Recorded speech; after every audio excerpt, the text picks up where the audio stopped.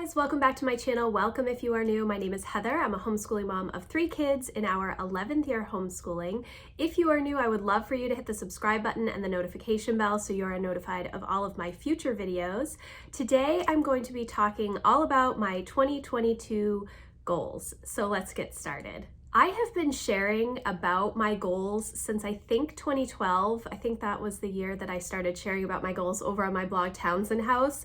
And I was a little upset that I did not post my goals for 2022 earlier. Obviously, we are well into January at this point, which is totally fine. And actually, when I went back to look at all of my other goal posts and even some of my goal videos from years past, I realized that I do tend to share my goals later in January.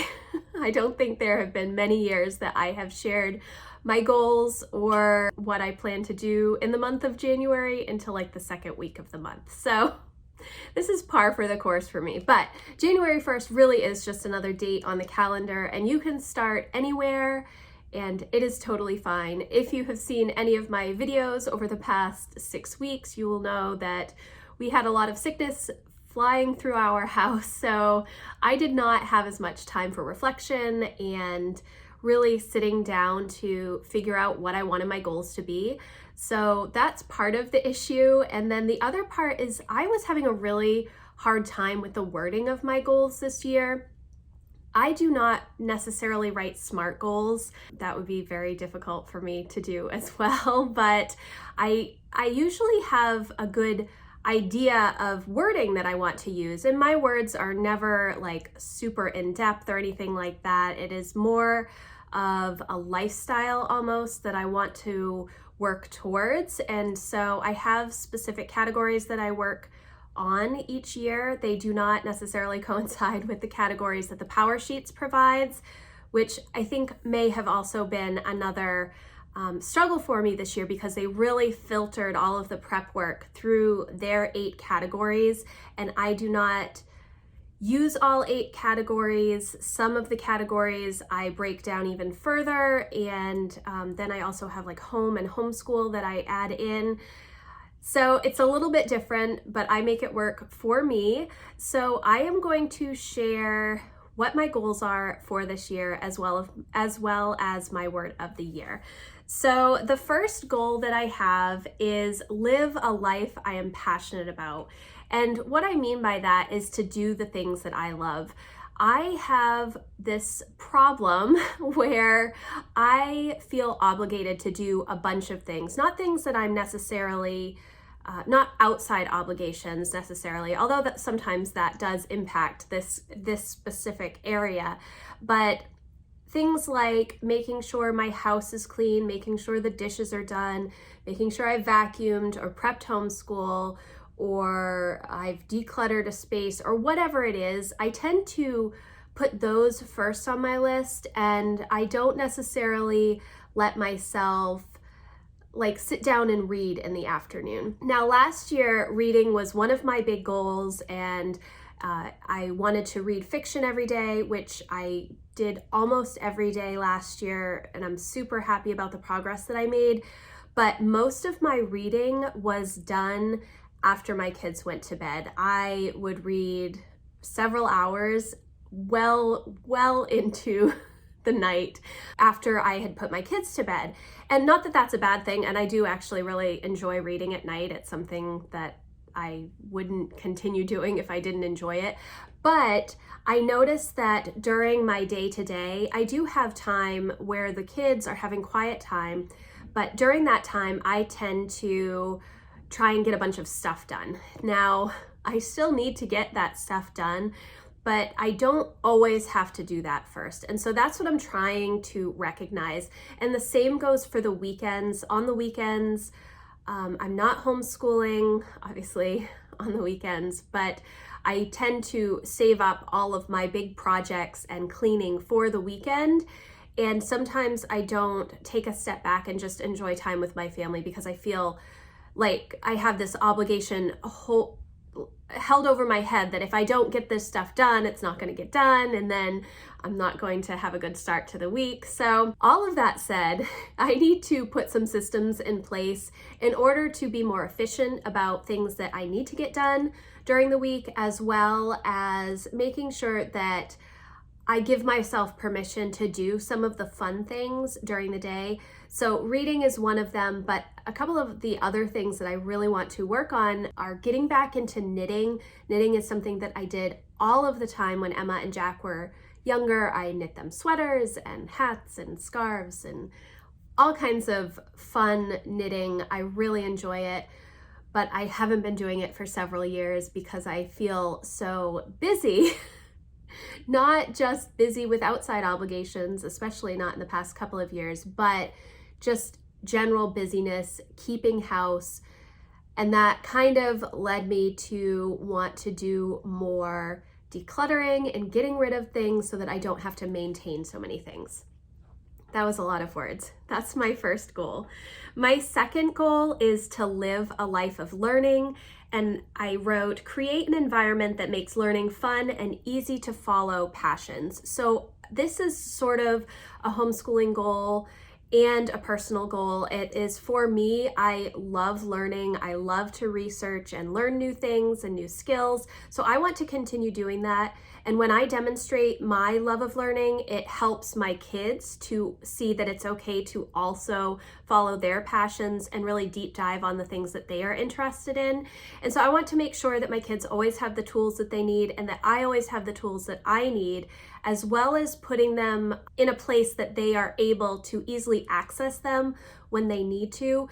I don't want them to always have to ask me if they want to paint or if they want to work on a Python project or sewing. Emma got a sewing machine for Christmas, and that's one of the things that she really enjoys doing and wants to learn more about. And so having the supplies available and readily accessible is something that I think is important, and it is something that I'm going to be working on this year. The next goal I have is to live a sustainable life, and that to me means self-sufficiency with gardening, preserving, and food prep, and to really lean into the things that I find super important in life. And a lot of that is self-sufficiency. It's a lot of making do with what I have and not going out to buy something new unless we really need it.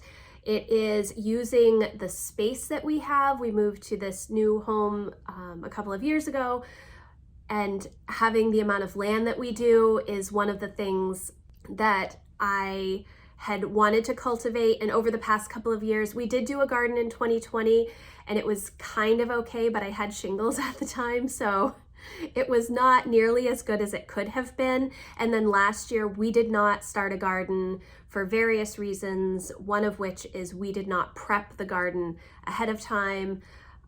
We need a bunch of soil amendments and things like that. So just making sure that I am being a good steward of God's creation, leaning into local foods and food prep and not wasting things that we do get through our CSA or going grocery shopping, being better about food prep for the week. That's it kind of ties into my first goal about,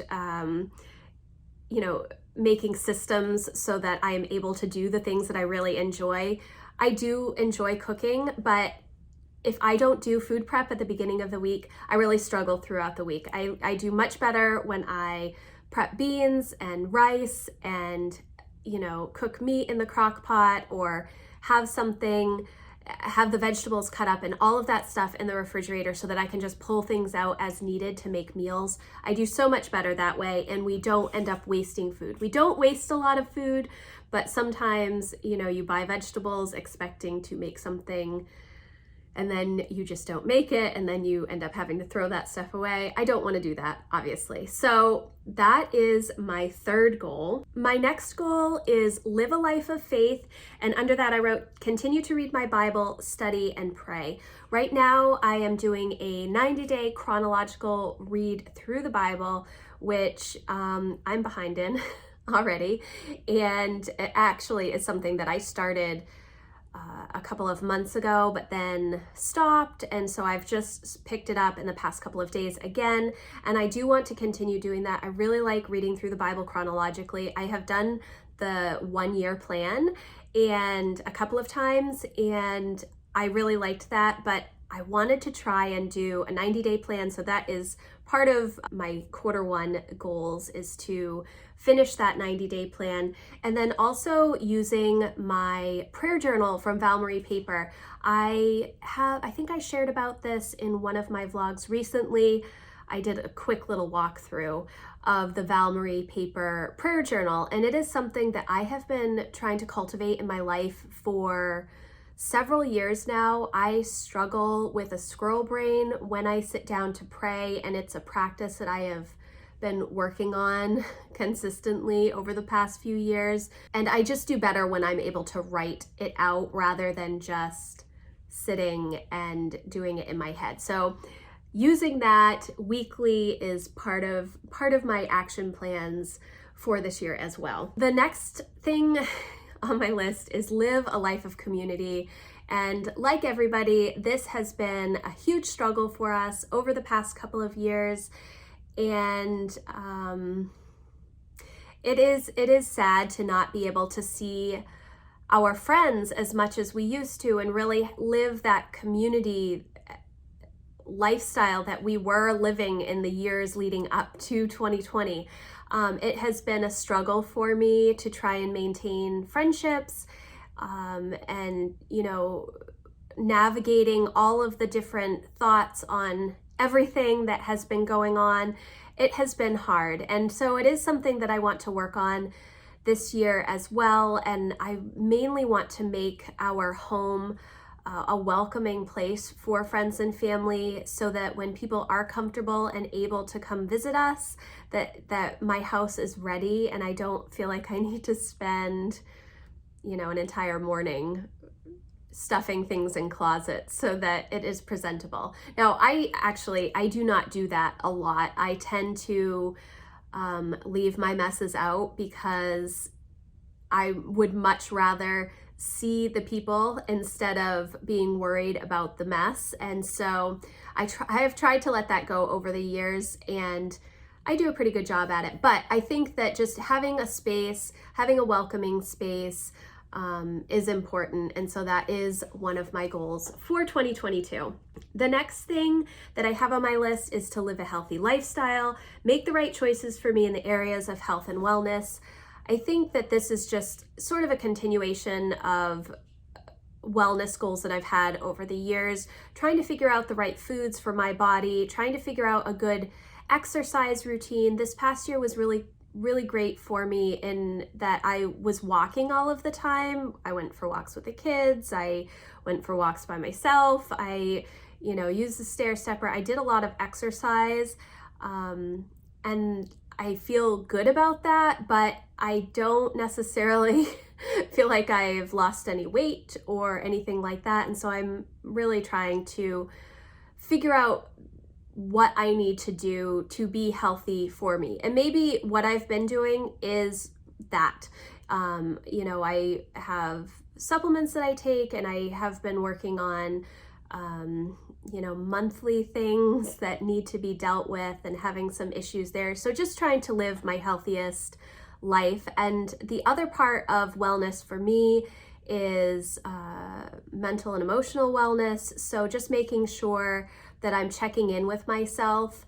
Winter is really hard for me. Usually the low amount of light, I struggle with that. So having strategies to make sure that I am doing the things that I love to be doing, so that encourages me to continue moving forward.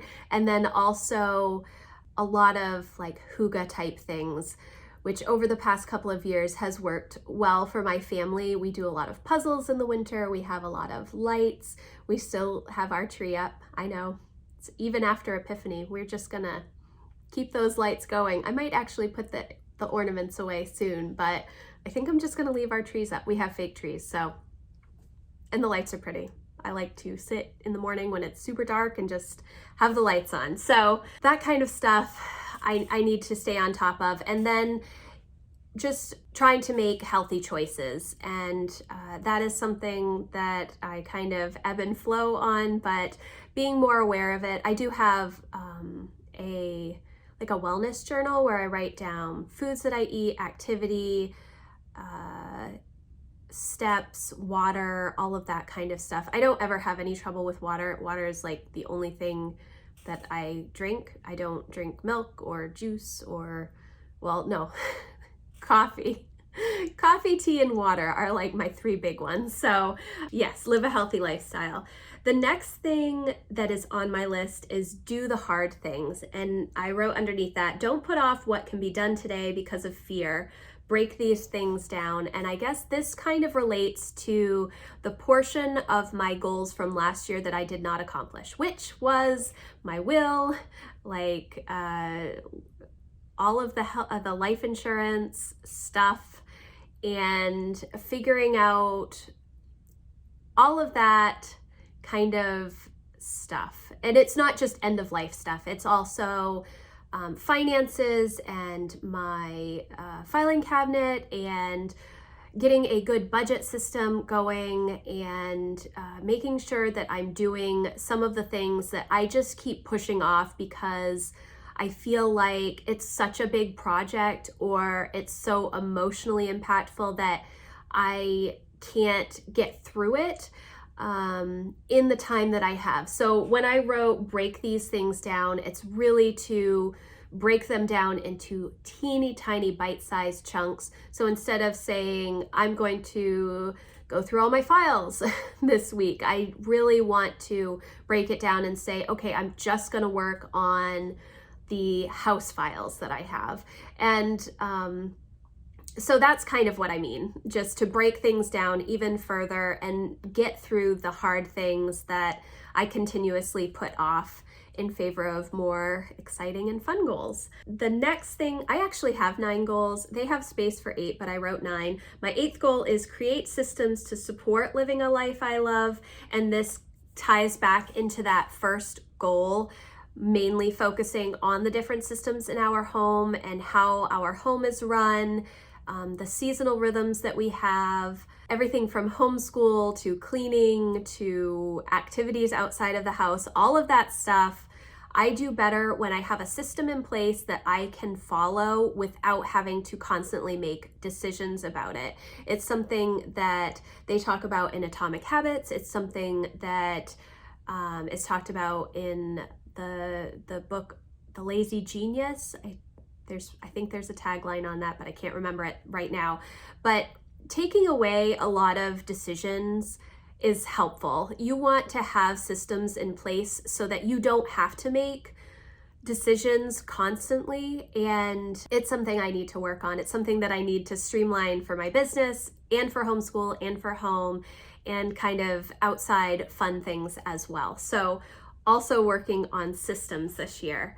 Even though last year I also worked a lot on systems and I felt really good about it, but I don't think that I expanded as much as I wanted to. And that's actually another thing. My goals are not finish this by the end of the year. My goals are more lifestyle changes. I know that I mentioned that before. And so when I am talking about my goals, it's all moving into this direction of essentially living a life that I love and living a life that I love with my family. So I'm constantly moving in that direction. I don't necessarily have a thing that says, oh, I'm finished with this goal at the end of the year. Now, the action plans that I make for these goals are definitely more time-bound and specific. So those things, yes, obviously when I'm going through my tending list and I have a monthly action item, I'm giving myself the time until the end of the month to finish that one thing. It works towards my goal, but it doesn't complete my goal.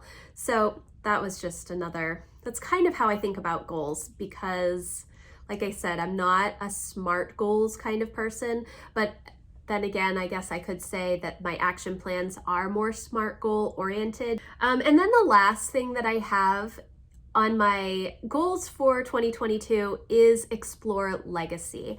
And this is something that came to me when I was on the Power Sheets Facebook group, And I saw somebody asking about legacy and talking about writing out books of the Bible in special notebooks. And then it got me thinking about that, because I think that would be incredible to have a collection of books of the Bible that I have written out myself. But also it made me think about my kids, obviously.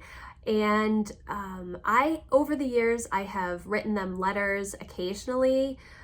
Sometimes I will get into a good rhythm of writing letters to them, weekly or monthly, and I have those in their memory boxes. But this year I really wanted to start writing them letters more often. So it's kind of memory keeping, but it's also going to be something that they can take. And I did get some journals from Erin Condren, just some softbound journals, so that I can take the time to write to my kids. I don't know how often it will be. I don't know if it will be once a week and, just kind of split it up. Like on Tuesdays, I write in Lucy's journal, and on Thursdays, Emma's, and Saturdays, Jack's. I'm not sure how I'm going to set that up yet, but it is something that I have wanted to do. And then the other legacy piece that I have been thinking about is with my mom and my extended family, and just going through the stories and figuring out a way to document those, either through video or through handwritten notes or through emails or something, just to have that for my family. It's something that I've been thinking about and trying to compile questions to ask so that it's not just so open-ended. But this was kind of something that I thought about years ago when Emma had to interview somebody. And then when I was in college for one of my US history classes, I had to interview my grandmother. And that was a really special experience, and I wish that I had done more of that before she passed several years ago. So it's something that I've wanted to explore. I'm not exactly sure what my plan is for that specific goal, but it is something that I wanted to write down so that it stays at the front of my mind. And when I revisit quarterly, I am thinking about different ideas that I can do to consider legacy. So those are my yearly goals. And then my word of the year, you may have noticed a theme in when I wrote out my goals. My word of the year is live. And I think over the past couple of years, it's been kind of crazy. And so not necessarily living fearfully, but maybe not doing as many things as I want to do, maybe because of fear, or maybe just because things have been so unsettled, I don't feel like I can do some of those things that I have in my head. So live is my word of the year. I was going back between that and slow and simple. And when I wrote out my goals and live was in the majority of them, I knew that live would be my word of the year, and I am excited about exploring that. It's a little bit different of a word, I think, but that is what I have come up with. Now, the next sections in the power sheets are the action plans, and as you can see, I have not done any action plans this year. I have already written out my tending list, and I will have another video with my January goals and tending lists and all of that stuff, but I have not written out my action plans. And I think part of it is because I knew the specific things that I needed to get done in January already, so I didn't feel like I needed to explore my goals so much. Part of that is because I have that little notebook that I've shared in previous goals videos where I brain dump ideas of things that I need to do within specific categories in my life and goal categories. So I already have some action plan ideas in place for January.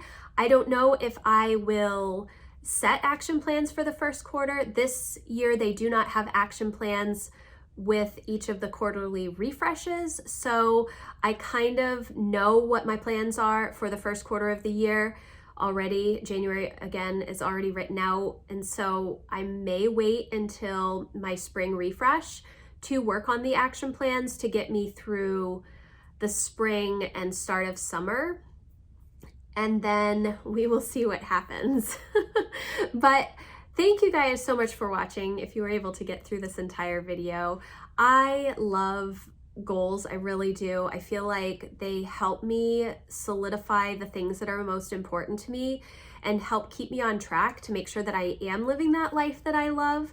So I appreciate you watching this video. I hope that it was encouraging to you. If you have written 2022 goals, I would love to know what some of them are. Please leave them in the comments below. And if you like this video, please give it a thumbs up, and I will see you in the next one. Thanks, guys. Bye.